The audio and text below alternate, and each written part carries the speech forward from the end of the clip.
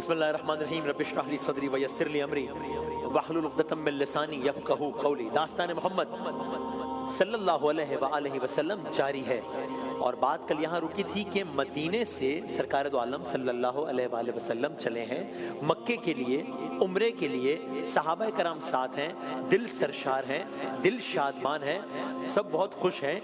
مکہ سے جب نکلے ہیں اس کے بعد اب پہلی مرتبہ واپس مکہ جا رہے ہیں، وہ بھی عمرے کے لیے، وہ بھی رسول اللہ کے ساتھ۔ لیکن مکے والے جو قریش ہیں، جو دشمن ہیں، وہ اپنی پلاننگز کر رہے ہیں۔ ان کو خبر پہنچی ہے کہ مدینے سے قافلہ نکلا ہے، رسول اللہ کی قیادت میں نکلا ہے، عمرے کے ارادے سے نکلا ہے، وہ اپنی پلاننگ کر رہے ہیں۔ انہوں نے راستے میں آ کے راستہ روکا ہے، اور پھر ہم نے کل بات یہاں روکی تھی کہ اب کیا ہوگا، یہ کل عرض کریں گے۔ عرض کرتے ہیں راستے میں نیگوسیشنز، مذاکرات کا مرحلہ شروع ہو گیا ہے۔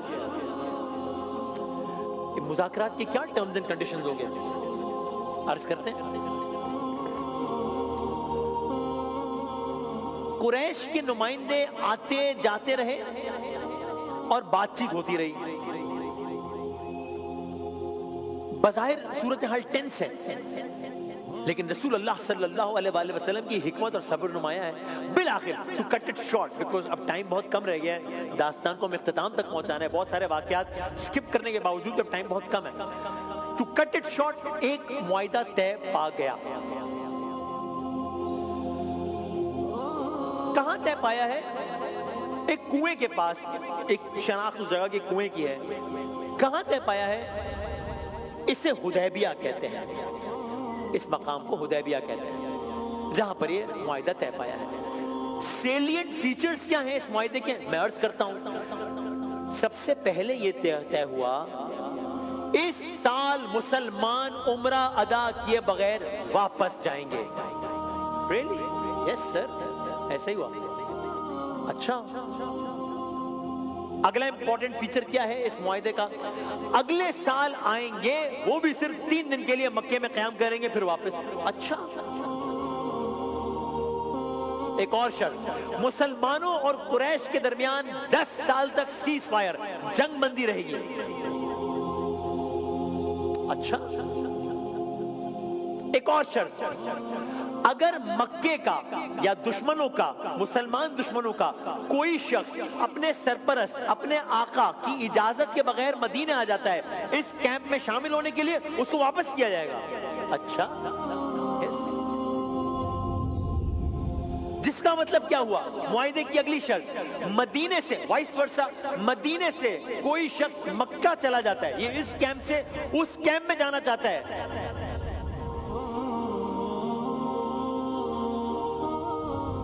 تو یعنی یہ معاہدے میں کچھ اس طرح کی شرائط ہیں کہ جو بظاہر لگ رہا ہے کہ یعنی وہاں سے کوئی یہاں آ نہیں سکتا، یعنی اگر کوئی دشمن یہاں آنا چاہے تو نہیں، وہ واپس ہوگا، یہاں سے کوئی جانا چاہے تو وہ چلا جائے۔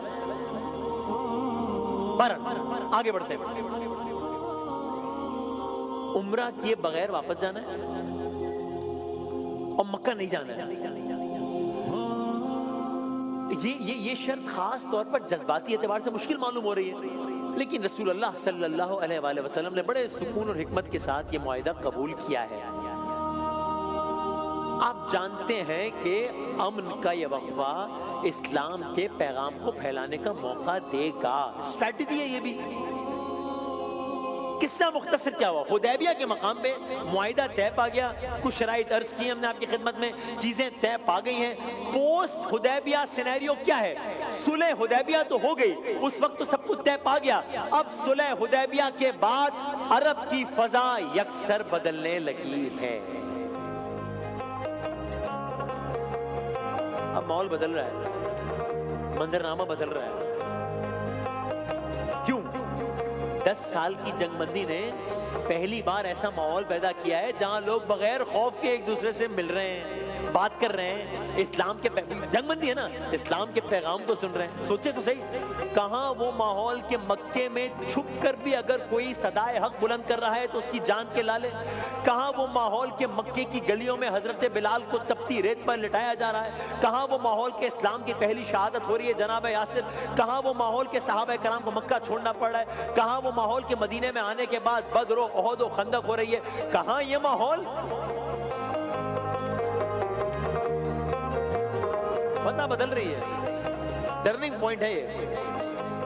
مسلسل جنگوں اور کشیدگی کی وجہ سے بہت سے قبائل اسلام کو دور سے دیکھتے تھے، اب امن قائم ہو گیا ہے، سیز فائر ہے، دلوں کے دروازے مزید کھل رہے ہیں، لوگ مدینہ آ رہے ہیں، ڈیلیگیشنز کی صورت میں مدینہ آ رہے ہیں، رسول اللہ سے میٹنگز ہو رہی ہیں، سوالات ہو رہے ہیں، گفتگو ہو رہی ہے، آہستہ آہستہ اسلام پھیل رہا ہے.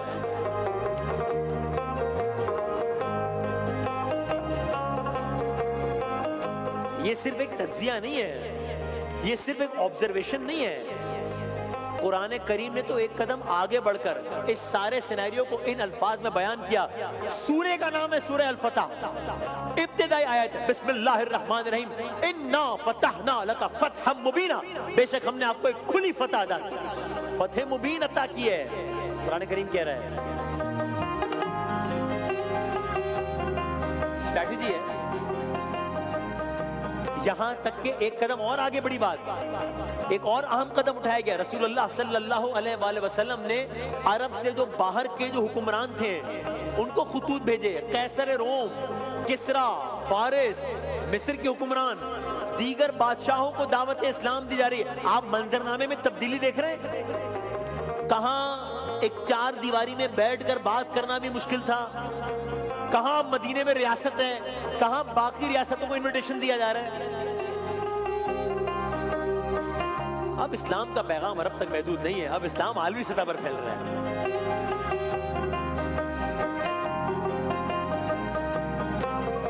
یہ داستان اسلام بھی ہے، یہ تاریخ اسلام بھی ہے، یہ داستان محمد صلی اللہ علیہ وآلہ وسلم بھی ہے. یہ سب کیسے ہو پایا؟ اچھا ایٹماسفیئر ملا نا. کیسے ملا؟ یہ سب اسی امن کے ماحول کا نتیجہ تھا جو حدیبیہ کے معاہدے نے پیدا کیا تھا.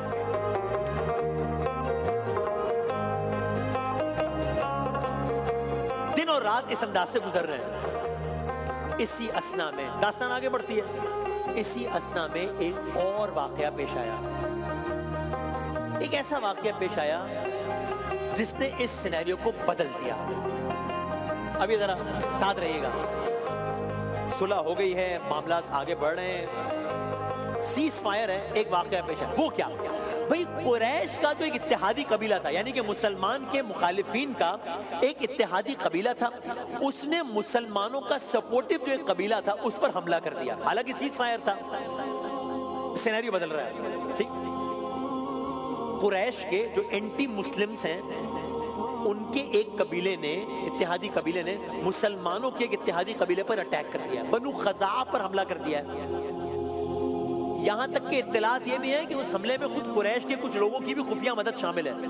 یہ کیا ہوا ہے؟ سیز فائر تھا. حدیبیہ کے معاہدے کی روح متاثر ہوئی، اسپرٹ متاثر ہوئی ہے نا اس معاہدے کی. بلکہ ایک قدم آگے بڑھتے ہیں، یہ تو وائلیشن ہے نا صلح حدیبیہ کی. سب کیا ہوا؟